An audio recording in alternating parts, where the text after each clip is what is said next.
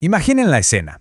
Corre el año 1914 y la Revolución Mexicana acaba de lograr lo que parecía imposible, derrocar a un dictador. Pero, justo en el clímax de la victoria, los mismos que lucharon hombro con hombro están a nada de declararse la guerra. Aquí, justo aquí, es donde la historia da un giro inesperado. Y esta es la pregunta clave para entender todo lo que pasó después, porque tras esa victoria compartida, México, en lugar de encontrar la paz, se asomaba a un abismo, una nueva guerra civil, pero esta vez mucho más dolorosa, porque era entre hermanos. El problema era, simple pero brutal. Una vez que el enemigo común desapareció del mapa, todas las diferencias que habían guardado salieron a flote. Las ambiciones, las ideas de país, todo chocó. De repente, la victoria corría el riesgo de no servir para nada. En este gran tablero de ajedrez había tres jugadores principales. Por un lado, los constitucionalistas de Venustiano Carranza, que lo que querían era sobre todo orden político. Luego estaba la imponente División del Norte de Pancho Villa, el brazo armado más temido de la Revolución. Y finalmente, el Ejército Libertador del Sur de Emiliano Zapata, a quienes no les interesaba tanto el poder, sino algo más fundamental, la tierra y la justicia. Tres visiones que simplemente no cabían en un mismo país.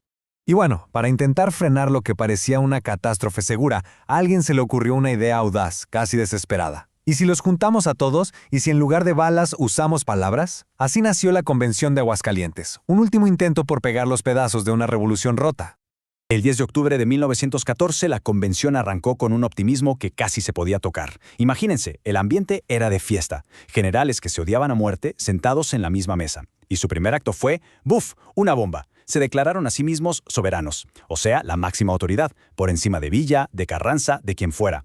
Para rematar, en un gesto súper simbólico, todos firmaron su juramento sobre la mismísima bandera de México. Por un instante, la paz parecía posible. Pero claro, no todos veían esto con buenos ojos. Desde fuera, la élite del antiguo régimen, gente como Jorge Vera Estañol, veía la asamblea con un desprecio total.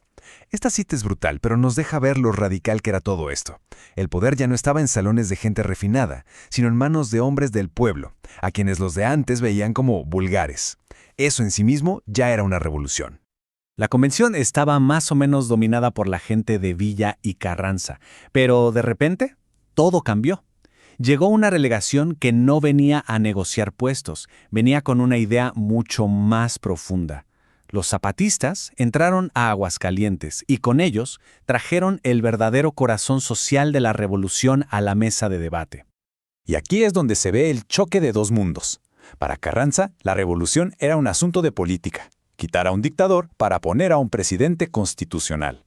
Su plan era sobre poder y gobierno, pero para Zapata eso era quedarse en la superficie. Para él, la revolución era social, era devolverle la tierra a los campesinos que se la habían robado por siglos. Uno quería cambiar de jefe, el otro quería cambiar las reglas del juego para siempre. Y para que quede clarísimo, escuchen esta frase de Paulino Martínez, uno de los delegados zapatistas. Lo resume todo de una forma magistral. Dejó bien claro que ellos no estaban ahí para repartirse el pastel del poder. Su demanda era otra, mucho más profunda: tierra y justicia. Punto. Habían luchado por ideales, no por políticos. La llegada de los zapatistas le metió candela a la convención. Se aliaron con los villistas y, juntos, empujaron a la asamblea a tomar sus decisiones más radicales, desafiando de frente a los hombres más poderosos del país. Y las acciones que tomaron fueron un terremoto. Primero, adoptaron el Plan de Ayala como si fuera suyo, convirtiendo la reforma agraria en la bandera oficial de la convención. Segundo, y aquí es donde la cosa se puso seria, ordenaron la destitución de los dos meros, Carranza y Villa. Y tercero, nombraron a su propio presidente, Eulalio Gutiérrez. La convención estaba dejando claro quién mandaba. Como bien lo dice el historiador Felipe Ávila, este fue el momento en que la convención alcanzó la plenitud de su soberanía. O sea, en ese instante, un grupo de delegados discutiendo en un teatro se puso por encima de los generales y sus miles de soldados. Era la ley por encima de las balas. Pero claro, una cosa es declararse soberano en papel y otra muy distinta es que te hagan caso los que tienen los rifles. Esta jugada tan audaz de la convención no trajo la paz que todos esperaban, sino que fue la chispa que encendió el fuego. El punto de quiebre, el momento en que todo se rompió, fue la reacción de Carranza. Él, que se veía como líder máximo, no iba a aceptar órdenes de una asamblea. Así que básicamente dijo, así, pues no les hago caso. Desconoció todo, retiró a su gente y le dijo a sus ejércitos, prepárense para la guerra. El sueño de la unidad se había acabado.